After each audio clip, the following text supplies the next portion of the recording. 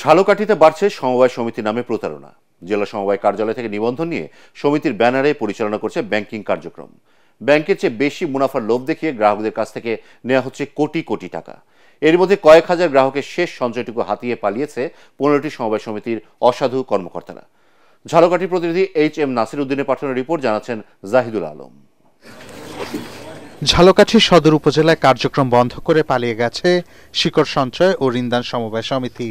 হাতিয়ে নিয়েছে স্থানীয় 4000-এর বেশি গ্রাহকের অন্তত 25 কোটি টাকা। শুধু শিকড়ই নয়, এখানে রয়েছে সারথি, স্বদেশ, রূপসী বাংলা সঞ্চয় ও ঋণদান সমবায় সমিতি।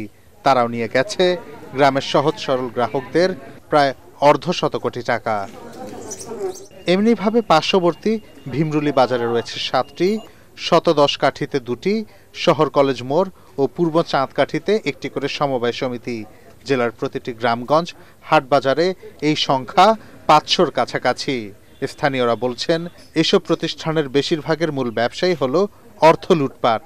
আগের যে সরকার ছিল, এই যে লাইসেন্সটা দিয়া আমাদের গ্রাম ধ্বংস করে ছাড়ছে। প্রত্যেকটা মানুষ অনটনের ভিতরে চলছে।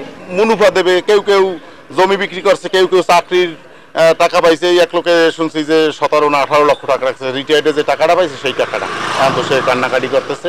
6 বছরে 36,000-এর ডবল হয়েছে 72,000। এই 72,000 টাকা বইতে দেবে, এইটা তারা ডকুমেন্টস বের করছে, একটা বই। যেহেতু আমার তো জায়গা জমি ইনকাম নাই, ভবিষ্যতে যদি এই সঞ্চয়টা থাকে তাহলে তো অবসর দিনগুলি তো চলতে পারবো। 1 বছর আগেই এই টাকা নিয়ে তারা পালাই গেছে, কখনো তার এখন পর্যন্ত তাদের কোনো সন্ধান পাওয়া যায় না। ঝুঁকিপূর্ণ সমিতিগুলো চিহ্নিত করে তাদের বিরুদ্ধে কঠোর ব্যবস্থা নেওয়ার কথা জানান সমবায় কর্মকর্তারা। অধিক মুনাফা অর্জনের আশায় সদস্যদের কাছ থেকে আমানত নিয়েছে এবং এই আমানতগুলো তারা সঠিক ব্যবস্থাপনা করতে পারে না। সঠিক ব্যবস্থাপনা না করার কারণে গ্রাহকরা প্রতারিত হয়েছে এবং আমাদের কাছে অভিযোগ আসছে, এবং যখন আমাদের কাছে অভিযোগ আসছে সাথে সাথে আমরা প্রয়োজনীয় ব্যবস্থা আমরা ইতিমধ্যে নিয়েছি। ডিপিএস, এফডিআর সঞ্চয়পত্র ও সঞ্চয় হিসাব খুলে গ্রাহকদের কাছ থেকে আমানত সংগ্রহ করার বিধান নেই সমবায় সমিতির।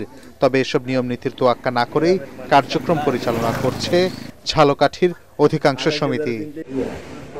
Bureau report, ATN Bangla.